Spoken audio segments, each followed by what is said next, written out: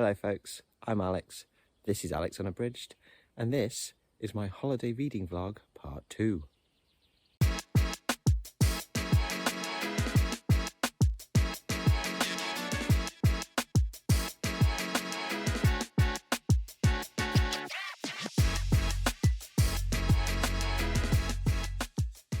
So welcome back to the channel if that is the case. Yes, still on holiday. Weather's not quite as good. It's rainy this morning. I'm in the trees, so there's a bit of cover, but it's going to tip it down, I think. So yes, it is Sunday. Yesterday I was going to film stuff and then didn't. I had a nice walk with Marv, and then I came home and had the day to myself because the missus went on a solo mission yesterday, solo walk, and so I just spent the day editing and watching some booktube, and recorded a tag video with Marvin for Friday, which will already be out when this comes out. So yes, so I just had a chilled day yesterday on my own, just kind of doing whatever I wanted. I did start the little Edgar Allen Poe book that I bought the other day in Nan.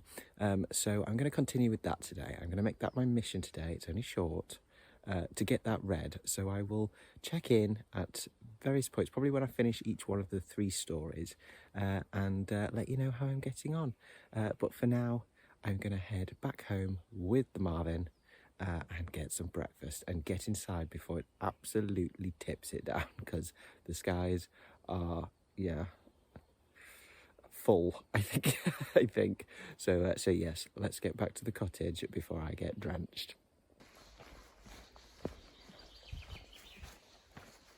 Homemade preserves in the cottage. Don't mind if I do. Lemon curd.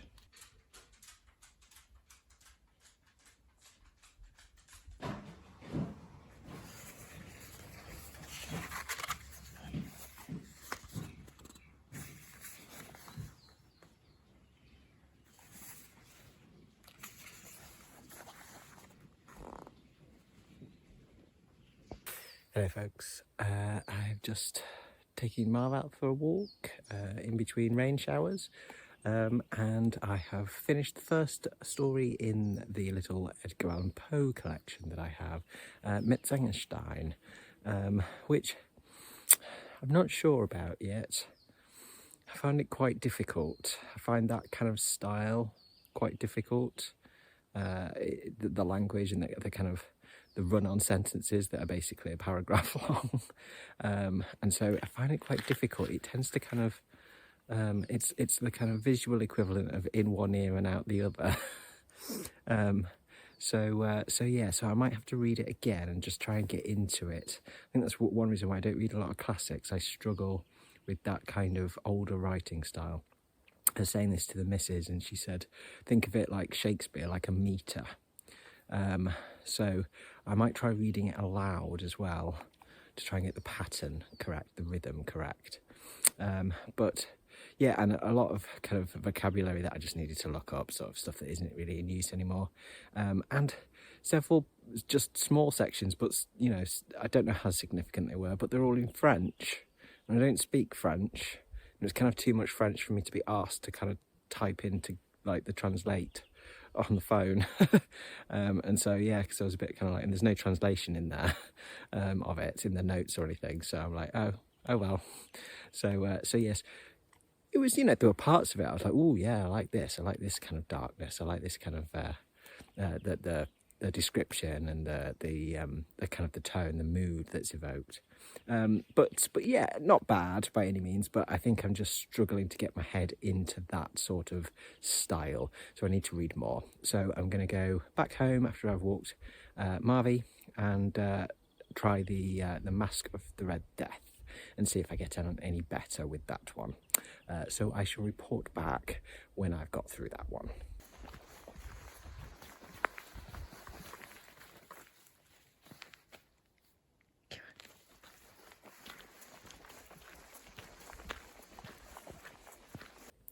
Okay, so the Masque of the Red Death. Now we're getting somewhere. yes, I liked that one a lot.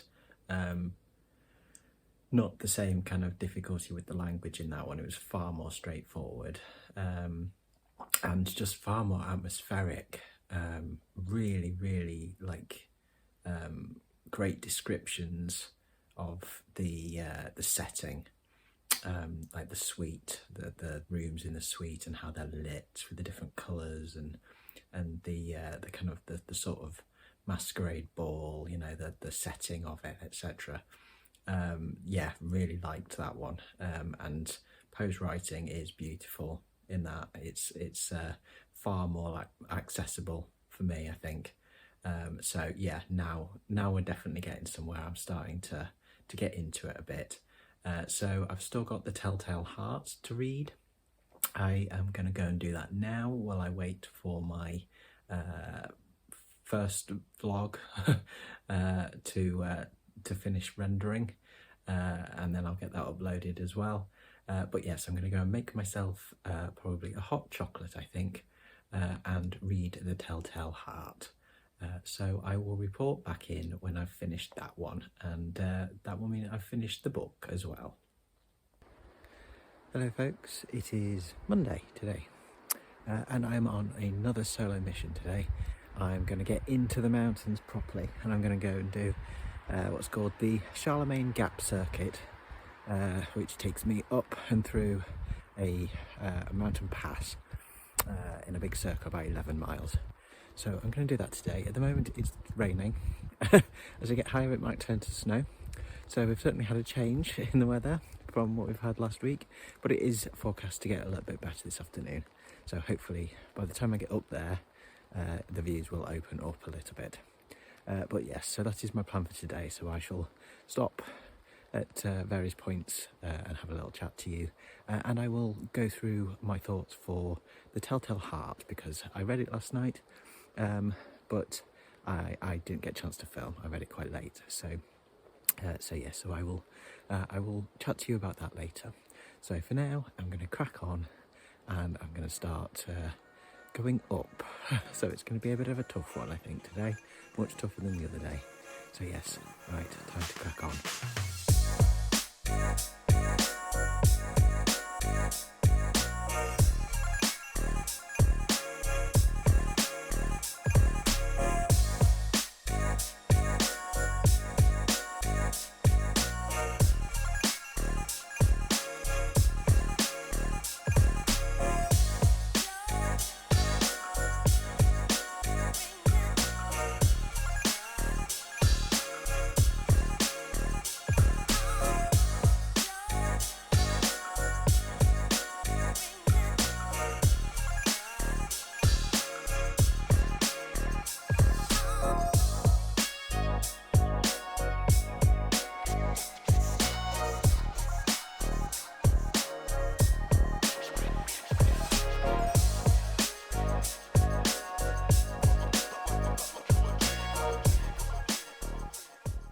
Hello folks, just stopped for a very quick flapjack break before I make my way up this here. This is the Charlemagne Gap, so I'm gonna rock hop my way up and over into the next valley. I'm gonna need my hands and legs for this, I think, because it's quite bouldery, so it should be fun though.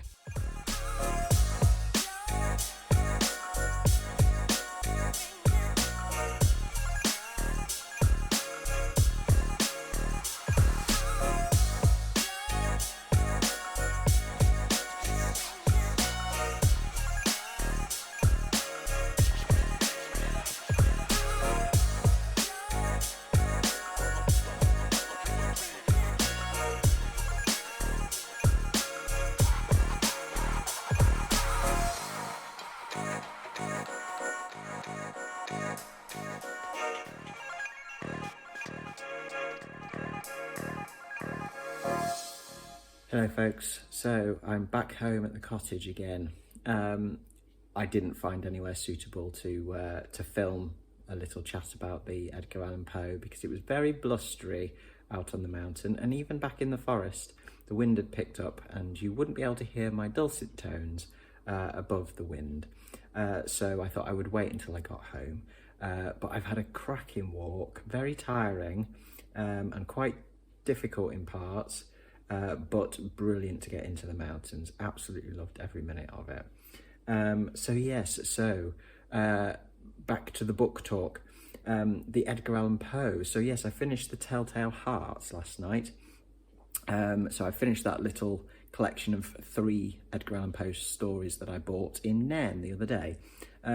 Yes, I think I can see myself enjoying quite a lot of Poe if it's, if The Telltale Heart and The Masque of the Red Death are anything to go by. Metzengerstein, as I said it previously, wasn't bad, but I struggled with it a bit in terms of language and just, yeah, I found it a little bit inaccessible in some respects. Whereas the other 2, excellent. The Telltale Heart, great, short, dark little piece. I particularly like, kind of the, is he mad, is he not mad? I think he's mad. And, great, macabre, little tale of murder and madness and strangeness. So yes, very, very, again, very evocative language. And he really understood how to pack a punch into a short space of time. And as I say, if those 2 that I liked are anything to go by, if his other work is similar to that, then I can, imagine myself getting quite into some of Poe's stuff. I've only ever read a few of his poems and seen stuff, referred to, like excerpts of things before. So I need to do some more reading of Poe, more research and more reading. There are a couple that I want to read. I think The House of Usher, that's one of his, I think, that I would like to read, because there's some contemporary horror novels or modern horror novels, just moving out of the sun. So yeah, there are some modern horror novels, I believe, that use that as a basis. So like Robert R. McCammon's Usher's Passing, I think that is one, and there's another. I know there's another one that I've seen recently that I want to try. So I want to read that, for instance, and I'm sure there's plenty of stuff that is inspired by Poe's stories that I think I'd probably enjoy. So I do need to do some research, find the stories that I want to read, and give them a crack, and maybe buy myself a big compendium of either selected works, lots of selected works, or a big complete works of Poe at some point. But if you have any recommendations for Poe stories that you think I might like, do drop them in the comments below. Right, that'll do for me from now. I might talk about the Poe stuff a little bit more in my monthly wrap up. But for now, I'm going to get a shower and have some tea. And then probably promptly fall asleep because I'm shattered. If I do decide to read anything this evening, I will check back in and let you know what I'm about to consume next. But otherwise, it will be tomorrow when I get back to my reading. After today's hike in the Cairngorms, I may well start The Living Mountain by Nan Shepherd, which is all about Shepherd's love for the Cairngorms. So I might go on to a little bit of landscape writing.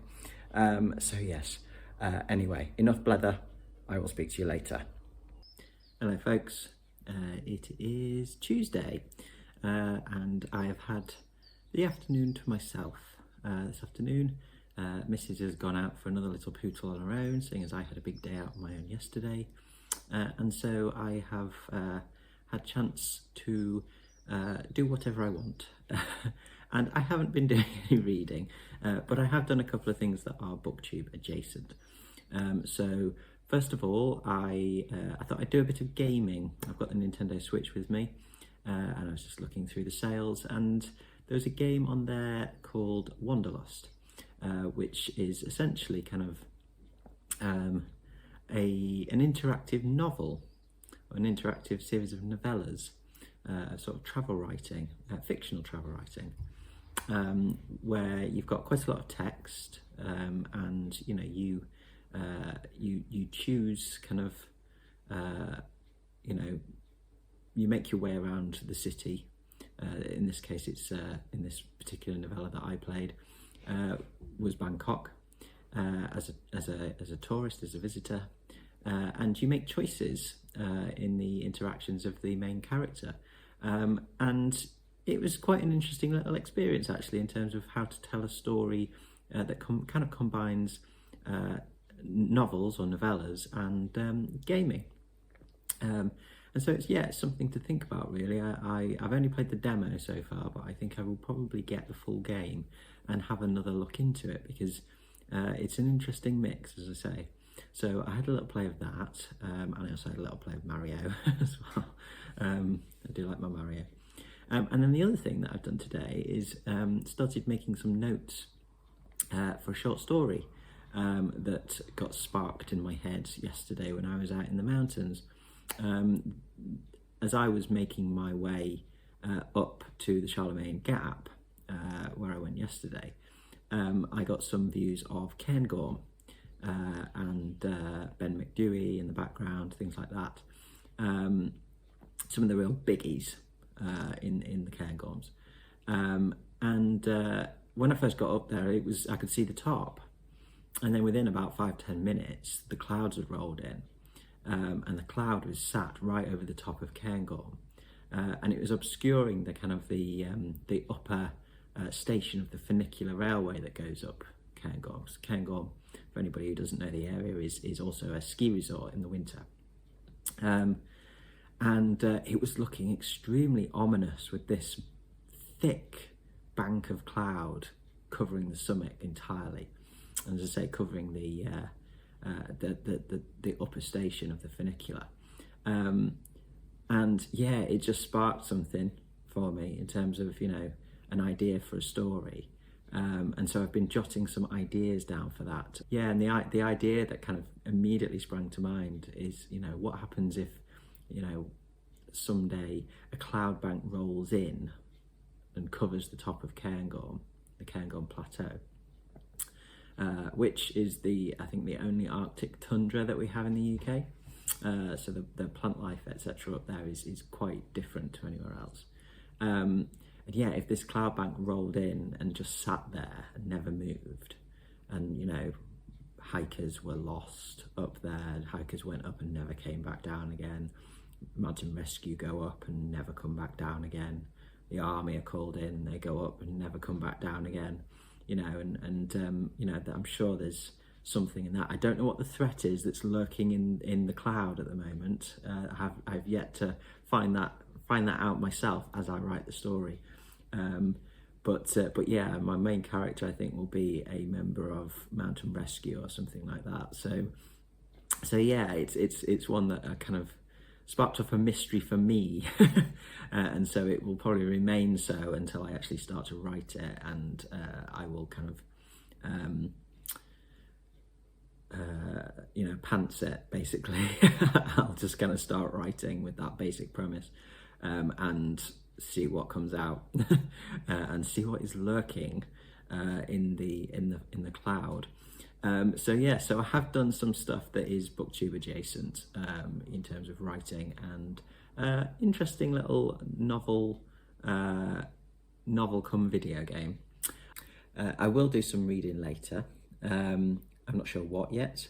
I have a couple of potential choices. I have The Living Mountain, shine on that, The Living Mountain by Nan Shepherd, which I do really want to read now that I've had a foray into the Cairngorms, because this is Nan Shepherd's non-fiction writing about her love for the Cairngorms, her journeys into the Cairngorm Mountains, and you know, her passion for the area. So, and it's got an introduction by Robert Macfarlane, who I love, of course, and an afterword by Jeanette Winterson as well. And I don't know any of Jeanette Winterson's writing particularly well. It's not the sort of stuff that has ever interested me, but I do, you know, hear positive things about Jeanette Winterson's writing, so I'm sure it'll be interesting to read. So yeah, so I might read that. If I want some horror, then I think I will probably start Pestilence, about killer lampreys. So I brought that, and I do really want to get through that. it's still, you know, the cover. Yeah. Yeah, I want to be a little bit scared by some horrible killer lampreys. So I've got that, or I might stick an audiobook on and do some colouring in or something like that, or a bit of sketching. I might do a bit of doodling, sketching type stuff. So yeah, so that's my plan for this evening. But for now, I'm going to go and take Marv out for his little walk before the missus gets back, and cook us some tea, and then I will settle down with a book. So I will check back in with you later.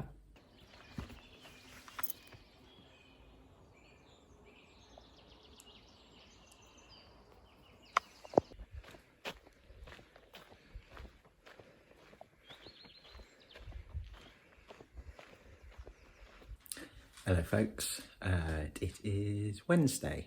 I did a bit of reading last night of The Living Mountain, which I decided to start that one, and that's very good so far. Not very far with it yet, but we'll continue later today. But for now, I'm going to go for a little trip down to the local town, which is Granton-on-Spey, and go to the butchers, bakers and art shops and a bookshop. Apparently there is a bookshop there, so of course I have to go and check that out.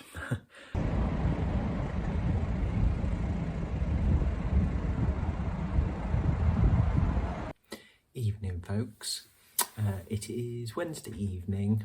I have had a very chill day today because my lovely missus wasn't feeling great, so we just chilled out at the cottage mostly today, and had a little trip out just for a little walk and a trip to a local town and stuff. So I've done a bit of reading. I've been reading this, The Living Mountain by Nan Shepherd. This is really interesting, certainly to me, as a hiker and kind of, you know, lover of the outdoors, and someone who's trying to think about capturing the experience of the outdoors. It's not about, you know, capture my artwork, this is, and, you know, my writing comes into that as well, but certainly within my art, capturing the experience of landscape traversal, not about kind of artistically capturing a, you know, landscape, you know, what we'd think of as a landscape piece in terms of a view of a landscape, abstract or otherwise, but about a journey and about I suppose a philosophy of experiencing the land, and that's essentially this. You know, this is philosophy as well as it is about ecology and landscape experience, and so it's really good. It's beautifully written anyway, but it's really interesting. So yeah, so I think when I've read this, I will talk about this a bit more at length, because this is going to be a really interesting one for me, both in terms of thought and philosophy, but also just in terms of how I approach my own work. So yeah, so really good so far, really good. I've had this for ages and I've not read it, and now I'm kicking myself for not reading it quicker. But then again, it helps to read it when I'm up in the Cairngorms, like now, you know, rather than when I'm back home in Derbyshire. Although it will, you know, the sort of stuff I'll get out of this will be applicable for anything, any area. But yeah, it certainly helps to read it when I'm in the area, and I can kind of like, I know more about where Shepherd is talking about. So yes, so that's what I've been reading today. Then yes, I had a trip out to Granton-on-Spey, which is just up the road from where the cottage is, and I found a sweet shop, a very nice sweet shop, and bought some Scottish tablet, which I love, which for anybody who doesn't know what Scottish tablet is, it's kind of like a sort of buttery, crumbly fudge type stuff, so it's very yummy. So I got some of that. I got some Posh Nugget, because I like Posh Nugget as well. And some other chocolatey bits, things like that. And I found the bookshop. So I bought more books. I can't help myself, I really can't. So yeah, it was a lovely bookshop actually. It was the two ladies in there were very, very chatty. It was hard to get away. Not that I really want to get away when I'm chatting books. But yeah, lovely, tiny little independent bookshop, but absolutely crammed with stuff. One of those great places where there just seems to have bits of everything, despite the fact they're in a really small space, and they're just really passionate about books. So yes, I spent quite a while in there, and yes, I picked up a few books. So I asked whether they'd got any Edgar Allan Poe, and they didn't have any of Poe's horror, because they'd basically, I think they'd had, I think one of the ladies said that they'd had a load of students in the area studying Gothic stuff, and so they'd basically been in and cleaned them out of all the Poe that they'd got. But they did have this tiny little Penguin Little Black Classics edition of, it's called A Modern Detective, but it's got two of Poe's detective stories. It's got The Murders in the Rue Morgue and The Mystery of Marie Roget in it.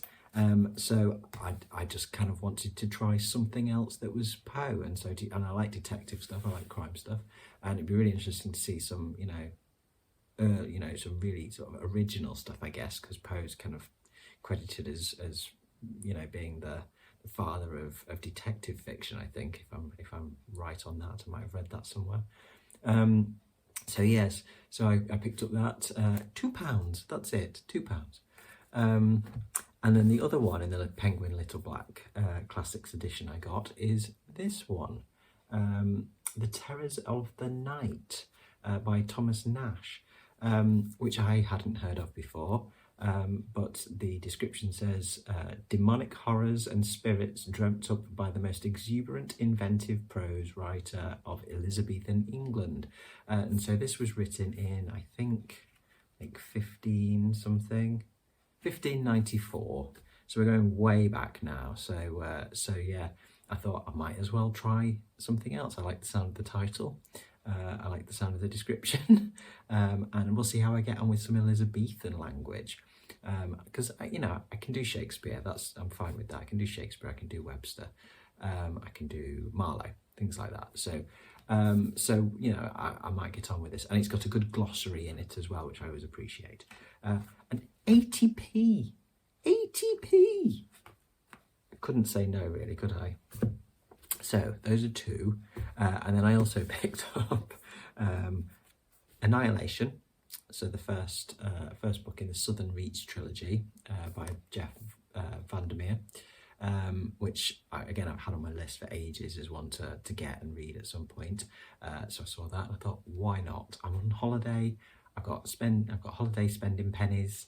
Burning a hole in my pocket. So I buy books. So I got that.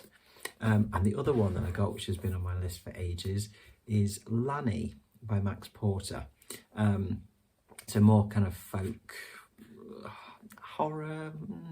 I don't know really. A kind of, sort of certainly something quite dark folk tale type thing, which I'm getting more into, and I hear such good things about this. And I've read some excerpts of Max Porter's writing before. Excerpts from Grief is the Thing with Feathers, which was his first novel, and it's really, really interesting, really lovely writing. And I was going to get this on audiobook a while ago, and then I happened to flick through the book in a bookshop. This is ages ago now, last year, and noticed some of the layout, and it's got, it's just got kind of random sort of bits and pieces of like symbols and kind of strange layout in it, like this, where all the words kind of, you can see that, all the words kind of like sort of cross and loop over each other and things like that. And I thought, no, there's a layout in here which is very different, and it's kind of almost, I think in some respects it reads a little bit like an epic poem in some ways, and it's certainly got elements of structure to it that I think need to be read in the book form. So I saw that, so I was like, right, I'm having that as well then. So those are the 4 that I got today. So that is my holiday pennies blown now on books and sweets and bird food for the bird feeders. I've spent quite a lot on the birds and the squirrels and things like that, which has paid off because we had pine martens last night. Yes, I'm so happy. Yeah, I've got some footage which I will put up of the lovely little pine martens, well, big pine martens. But yeah, I mean, yeah, I'm not seeing them with, you know, the naked eye or anything, which would be absolutely amazing. But to know that they were there overnight, and the fact that they'd woken the missus up as well at 4 o'clock in the morning, and she didn't know what it was that she'd been woken up by. She just heard something scrabbling on the gravel outside. And yeah, the timing fits in with the video, that it was the pine martens. So we know that they're there. So I'm going to put the camera out again tonight and tomorrow night, and hopefully catch some more pine marten activity. Anyway, I'm going to stop rambling for now, and I'm going to go back to The Living Mountain and keep reading that for a little bit before bed. It's our last day tomorrow. We're going to go and have a nice little wander and an ice cream and grab something nice from the local farm shop for tea, and then come back and pack up and then chill out and stuff. So I'll probably get some bits of reading done tomorrow, but not a huge amount. But what I do get done, I will check back in with details of that tomorrow. So yeah, final day tomorrow. It's going to be difficult leaving here. We've kind of fallen in love with it a little bit. In fact, Mrs. has just booked the same cottage again for next year, so we know we're coming back. So yes, anyway, that's enough rambling for tonight. I will say good night for now, and I will speak to you tomorrow.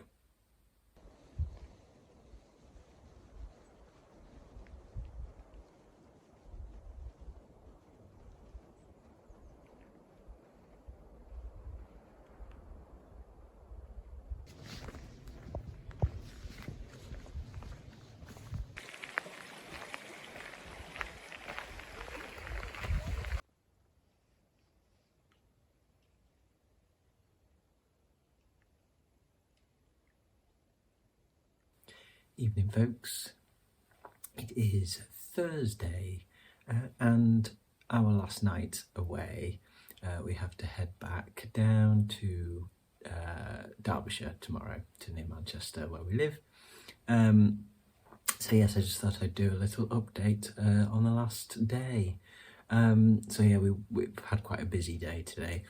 We got up early and went out and had a nice wander round the Rothiemurchus forest, or at least a very small part of it. It's huge.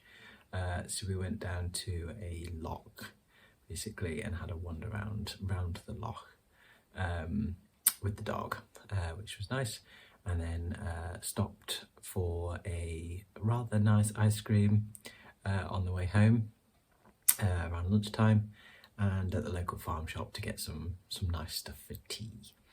So I have a nice bit of steak for tea. So yeah, and then basically we've been packing up and, you know, getting the cottage kind of back to rights, things like that. You know, been here for 2 weeks, kind of we'd, you know, thoroughly settled in, so we needed to kind of put everything back to rights.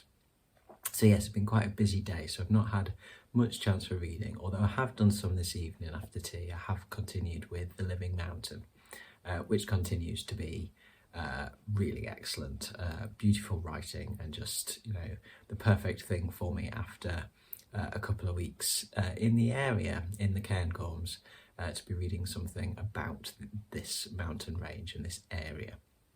So I won't finish it before I leave, but I will finish it over the weekend. And seeing as the weekend is essentially the end of my holiday, you know, I don't go back to work or start work again until Monday, I will check back in before I upload this vlog on Sunday, and do a final little piece once I've finished the Living Mountain, to wrap that up nicely.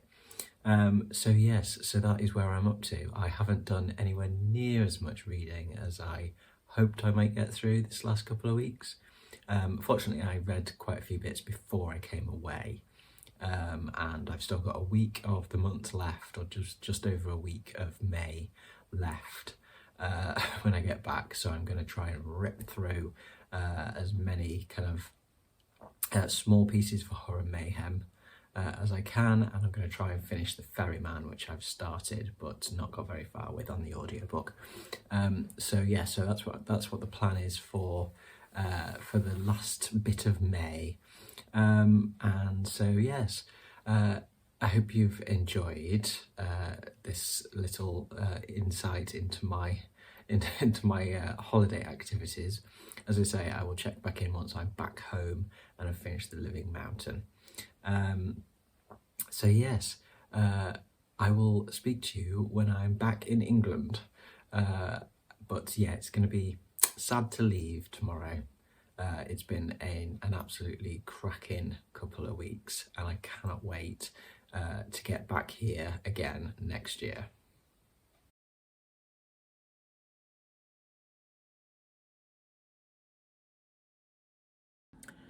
Hello, so I am back at home and currently just in the middle of editing this vlog together. So I thought I'd do my last little bit because I finished the Living Mountain, as I said I would, this weekend. I won't spend much time talking about it now because this has been quite a significant book to me. So I want to come back and do a proper video just on this, you know, kind of a proper, you know, my thoughts on, because it really resonated, a lot of it, not just the kind of the sort of observations, if you like, of the outdoor experience, the landscape experience that Shepherd had, but the philosophy, I think, as I mentioned in my previous little bit to camera. You know, this has got a great deal of sort of Shepherd's philosophy that she's kind of developed through her wanderings, through her explorations, through her experiences, and yeah, there's a lot I can relate to in this.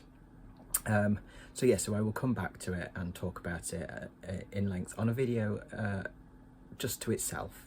It deserves that, this one. It is an absolute landscape classic. So yes, but suffice to say, I loved it. I thought it was absolutely fantastic. So yes, so look out for that video whenever it may come. I'm not sure when it'll be. It's probably going to be a month or so away because I've got quite a packed schedule for the next month or so. So yes, so I finished that. So I just need to edit this monster together and hopefully you will be watching it later today. So yes, so we will be back to normal from now on. I will be back to my usual schedule, Friday and Sunday uploads. Coming up this week, I have got my rather belated Adventures in Genre wrap-up for April. For autobiography and memoir. That will be coming out on Friday. And then my TBR for June, which is another big one, well, at least TBR, it's more of a pile of possibilities because there's a lot on it. That will be on Sunday. And then I'll figure out some stuff for the following week. Well, the following week will be wrap-ups from May, that's for sure. So I hope you've enjoyed vlog part 2 of my Cairngorms holiday 2023. I will be back over there next year. As I've already said, we've booked the cottage again, and I can't wait. So yeah, so thanks very much for watching, folks. If you enjoyed this video, please do consider giving it a like and subscribing for more content coming very soon. But from me, for now, that's ta-ra.